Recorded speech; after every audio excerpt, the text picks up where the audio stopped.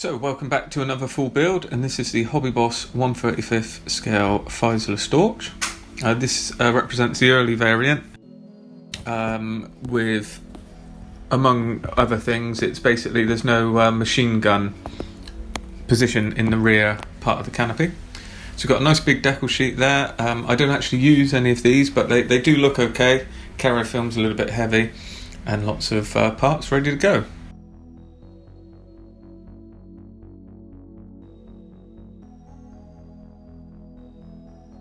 So the build starts as most aircraft in the cockpit. So there's a few bits going on in here, quite detailed seats and a nice floor there with we've got the rudder pedals going in, and I add a few bits of detail here and there that I get from using online references. And the fit is all extremely good at this point. The kit is not supplied with any harnesses, so I add them myself.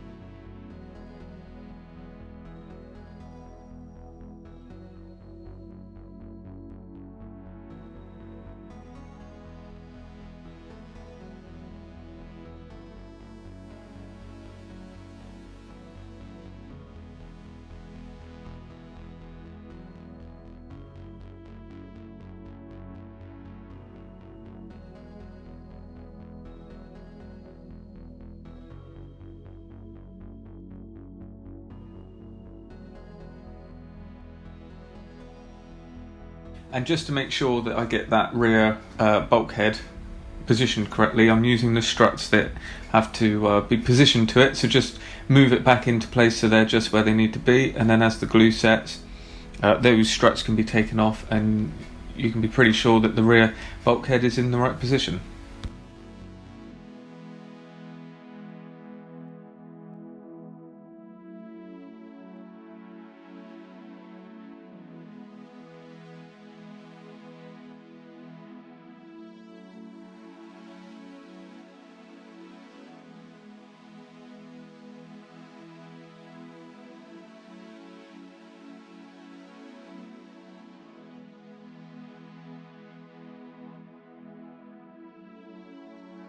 The canopy, the instrument panel's a nice touch there with the clear part, and you use that plastic piece in the back to push the decal through, and it looks fine.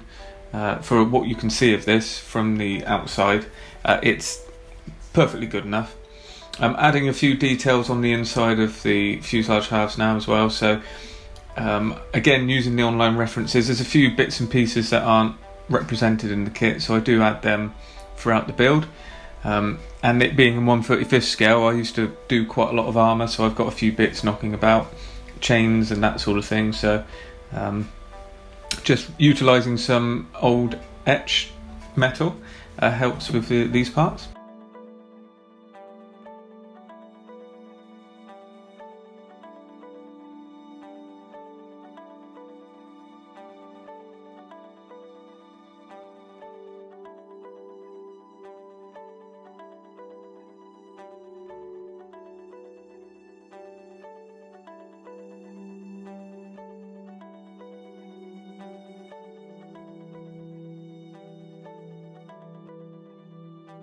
And here is that photo etch parts that I was talking about. Now this looks absolutely great and I was very happy with this. Unfortunately, I have done this on the wrong side because I didn't realise that the struts bend out And if you think about the way the Storch canopy is, obviously they bend out because it goes outwards. So I don't realise that until I've actually painted them, so I have to rip all of that off and move it on to the other side. You'll see here that that triangle's bending inwards, and it should actually, that's for the opposite side, it should bend outwards. But I do get there before anything's glued together, and it's not too much of an issue, it's just a bit of a hassle at the time. And here in a bit more detail you can see, so I've added the chain with a few discs, and that's part of that handle, and then we've got an electric box there where I've put some wiring just coming out of the switch box, and these have now been positioned on the, no, they're still on the wrong side, so I still haven't changed it then, but I do eventually. And that small piece of plasticard just represents something else that I was seeing in the references, and that wheel now goes through that.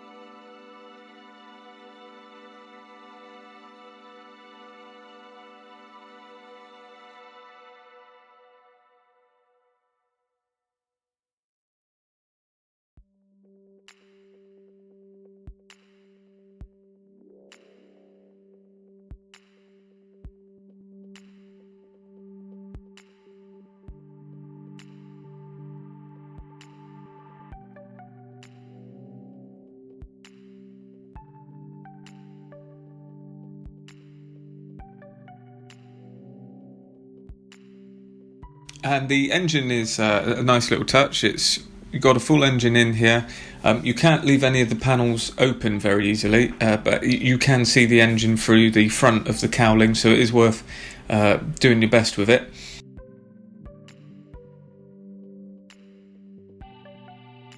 I didn't do detailed painting with it, I just picked out the most obvious things that you can see, and that is mainly the rods on the underside of the cylinder heads. They're bright silver, so it's worth picking them out in a very shiny silver paint, because you can see that when you look through the opening.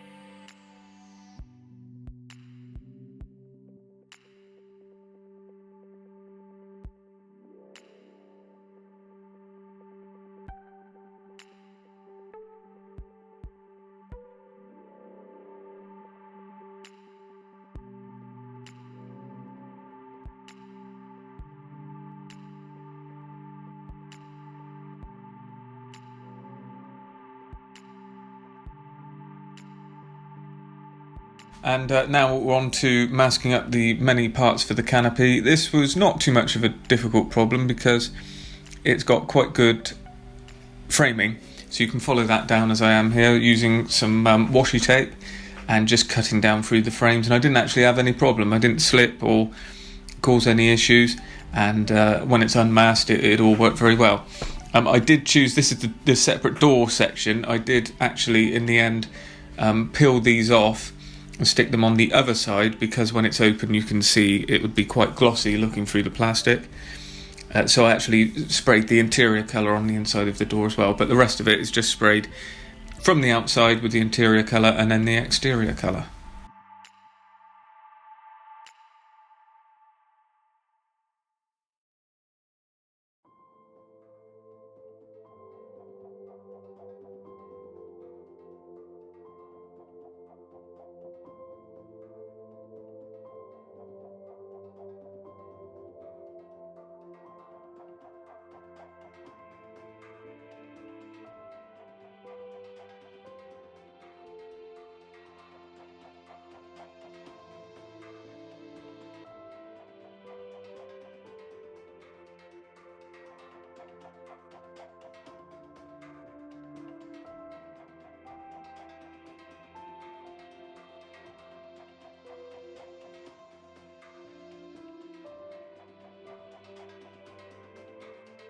And now the paint, the interior and of the cockpit has had all of the basic colours applied, so now it's time for a wash. And this goes pretty well. It being ROM02, I've used Mr. Colour, Mr. Colour 60, I think it's called. And when you start hitting that with some nice pin washes, it works really well. Here you can see I've actually moved those parts over now finally, so these are the right side. And picked out the handles there with some yellow, and now you'll see the effectiveness of using pin washers here on the chair as it runs down and just gives it a bit of definition. It's very nice. And when you're working with these sort of colours, any kind of brown, raw umber, that sort of colour works extremely well on this. And it does, it makes it look like you've done a lot more than you have, so it's a very effective way of doing it with thinned oils.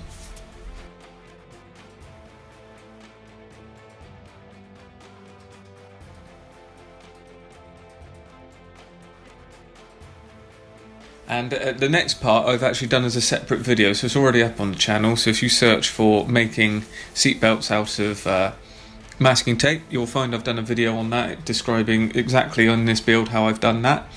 They look a little bit oversized, but it's hard to really tell what these look like they did in the references, but I take the point they could be a little narrower. But the good thing about this is you can cut them as thick or as thin as you want. So that's what I've gone with, and this is them all just painted, looking a bit stark, but again, when the washes are applied, it dulls them down and makes them look a lot more natural. And that's quite essential addition in this scale, because there's not a lot knocking about in 1/35 for aircraft, because it's a bit of an unusual scale to find aircraft in. So it was very useful to get these done and added in.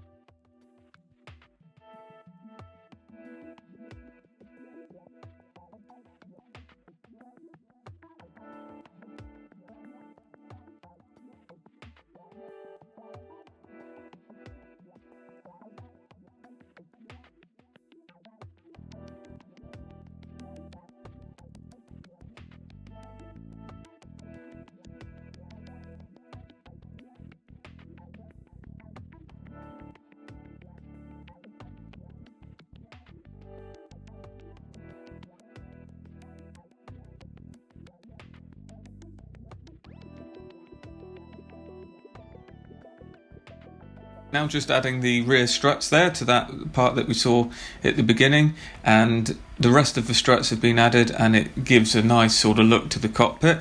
That was the finished instrument panel, and now we're getting the fuselage house together. Fits extremely good. It's their soft sort of plastic, similar to the Airfix way as far as Tamiya Extra Thin affecting it, and it melts quite nice, and you get a nice bead along the seam line, so that helps with the filling.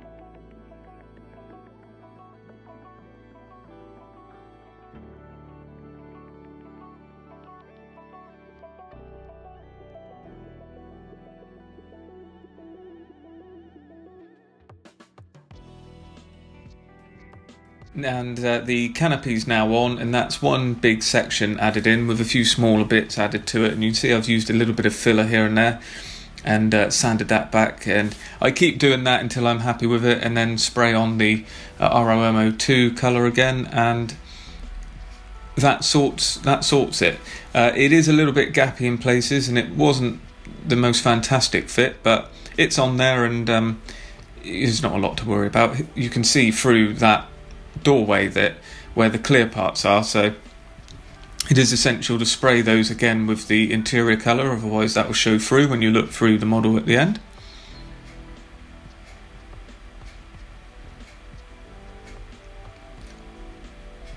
And now just test fitting the door, and I don't think you could really realistically have the door shut. I think it's designed to be open. It didn't really fit at all. There's not a lot you can do to make it fit, because that section of the canopy is already moulded in one go, so much better to just open it and not worry about it.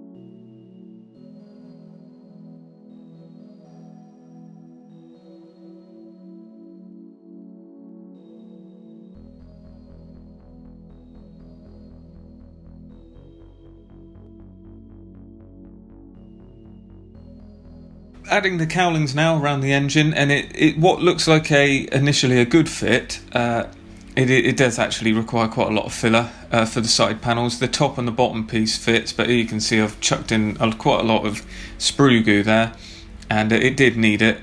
And when it's sanded back, I re-scribed the panel line, and it's fine. Interestingly, we get onto it a bit later, but if I'd known at this stage, I could have modified those side panels, because the aircraft that I'm doing, that's represented on a decal sheet, is one of the early prototypes. I broke one of the spars there at the back, so I just made that out of plasticard.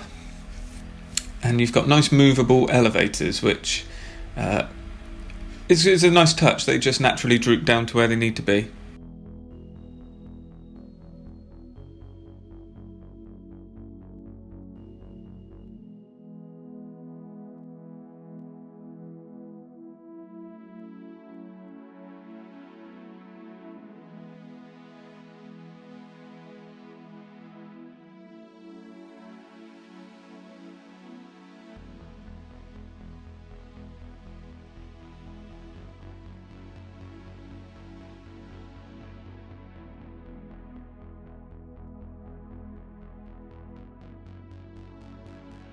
Just test fitting the wings here, and it all goes okay.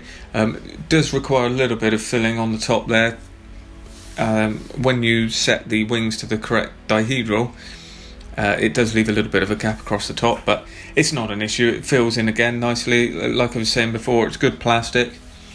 And now the feature of the wings is all of these parts that are going on now. So you've got the ailerons that are added on, and all of their bracing, as well as the large struts that go in and fix the wing as well. And it is very, very well done from HobbyBoss or TriMaster. Tristar, which was the original maker of this kit, and HobbyBoss have reboxed it.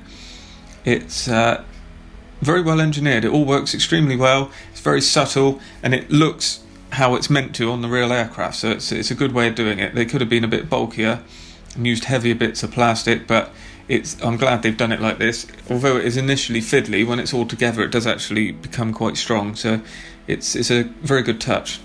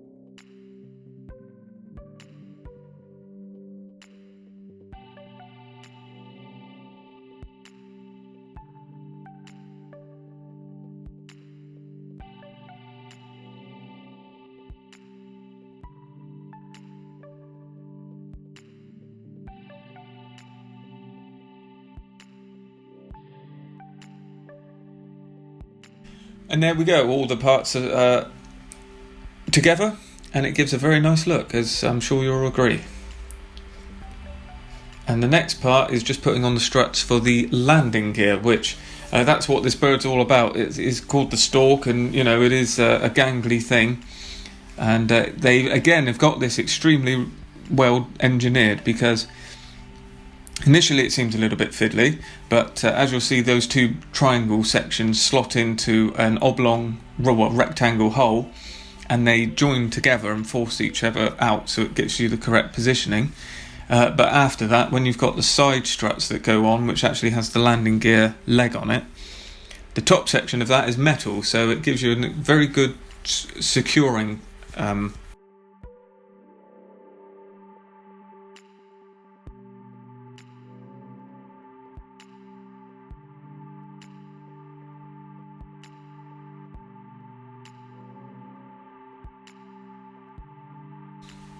and here it is going on now, and that rigidity with the moulded in metal bar brings it all together, and it slots in at the back, as you'll just see there, and gives you everything you need to have. So I'm not gluing these in, I'm just using these to set the correct position for those triangle parts at the bottom, and you'll see now that I can just drop that on its feet, and it's so solid it just sits there, and that's all just dry fit. So I left it like that just to set up overnight before putting on the rest of the bracing. And then it was time for the paint.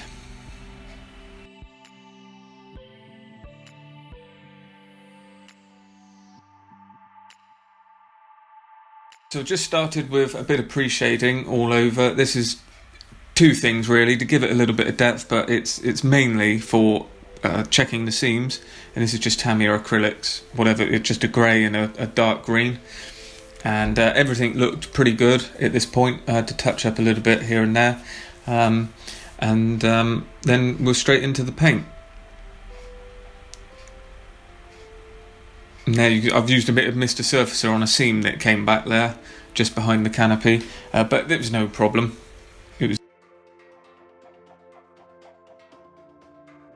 So the next stage here for the painting is putting the markings on, and I've cut these masks myself, which I've also done as a separate video, so check out that in the channel as well.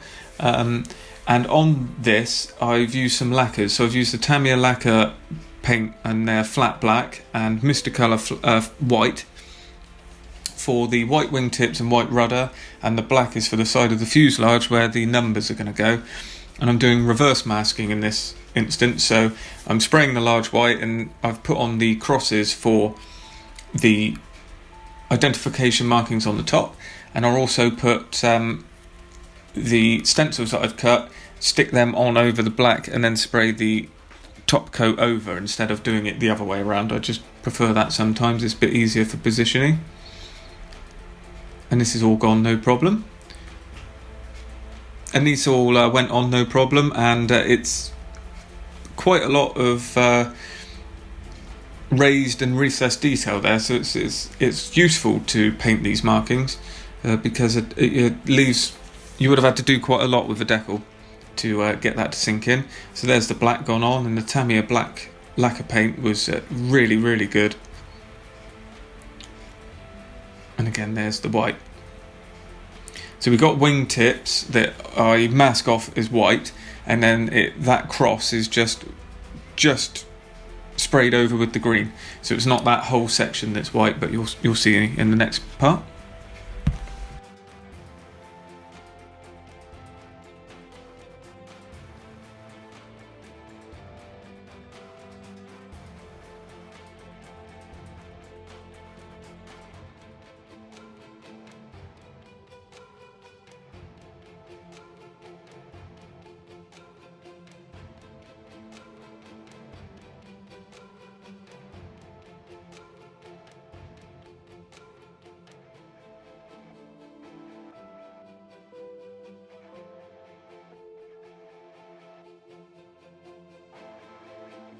And there is one of the masks that I've cut out. So that's 464. So I'm doing a Legion Condor version. The one in the box is 461.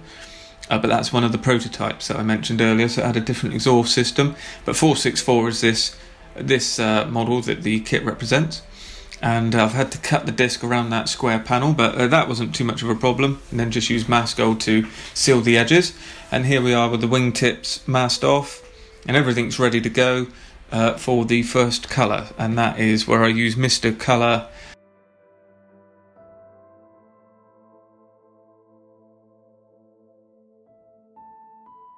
And another thing I noticed in pictures, looking at references, is that the later Storches that were used in Spain had the antennas attached to the top for a early form of radio masks. So I felt like I needed to add those, so I've just got some sprue here, cut up and joined together, and I'm sawing it off so it's flush, and then sand that back nicely. And then just to give it a good profile, I just flatten the round aspect to it, so it makes a kind of flat oval shape, as you'll see in a minute. And it's very effective. And then they're glued on to the top of the wing, just using the photos for reference. And it adds a nice touch. You can see the profile there that I'm talking about. It's rounded on the edges and then flat on the sides. It's actually quite easy to do. I thought it was going to be tricky, but I just held it there and used a coarse sanding stick, and it cut right through the soft plastic nicely. So with those details done and added, it was time to start on the painting side of things. And here is the first problem I did. I grabbed Mr. Colour 118 off of the shelf, which is ROM 78, instead of grabbing 115, which is ROM 65. The good news is there's barely any difference, so it's not noticeable, but it should be ROM 65. I just grabbed the wrong bottle. And then the top coat is ROM 71. I started off with MRP, but it was a bit difficult to get it over such a large surface, and I was using quite a lot of paint, so I switched over to Tamiya XF81 and I used that for my version of ROM 71. Just masking up now, ready for the green.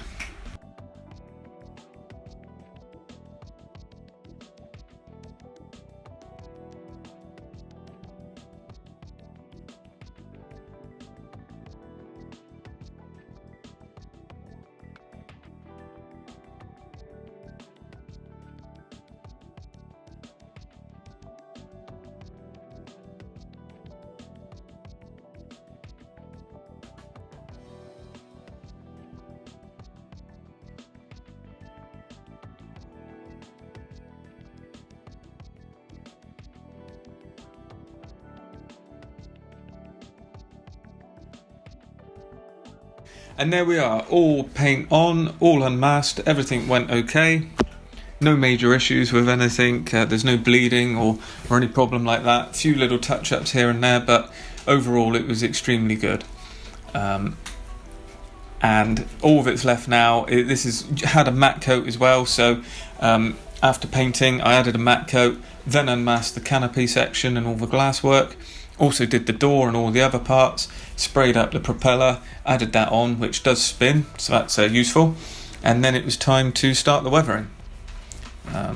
There's the XF81 that I use, which is their dark green colour.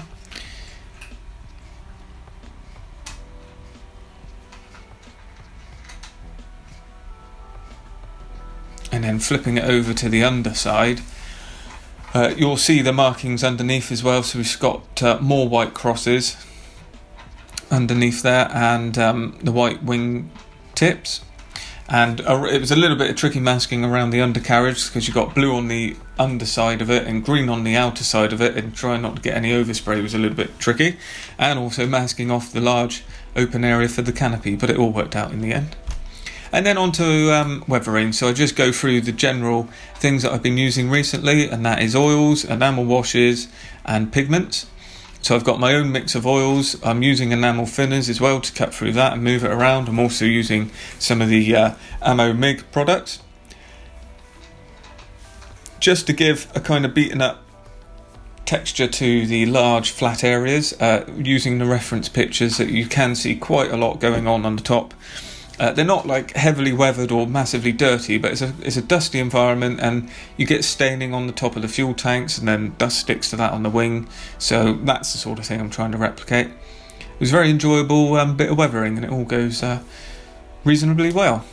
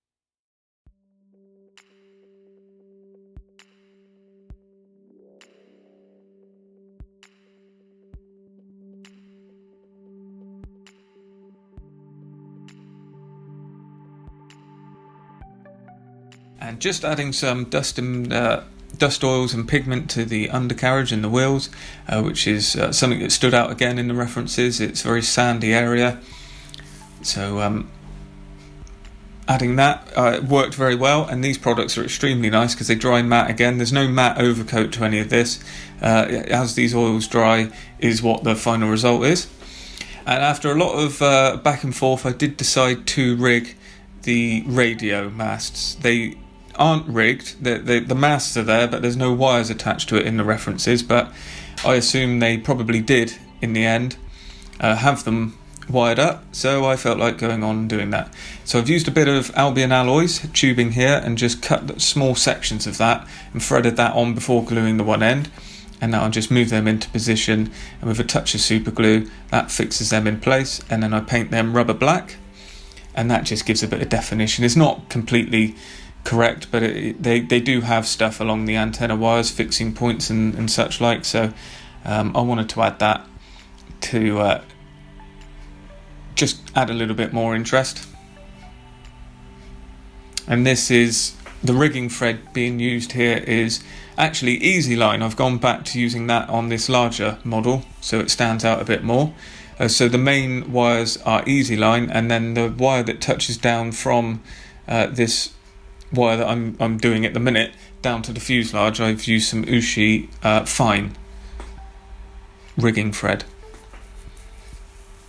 and that's all very good stuff. It activates with super glue and kind of melts onto the bit that you're touching, and that gives you a good fixing point then.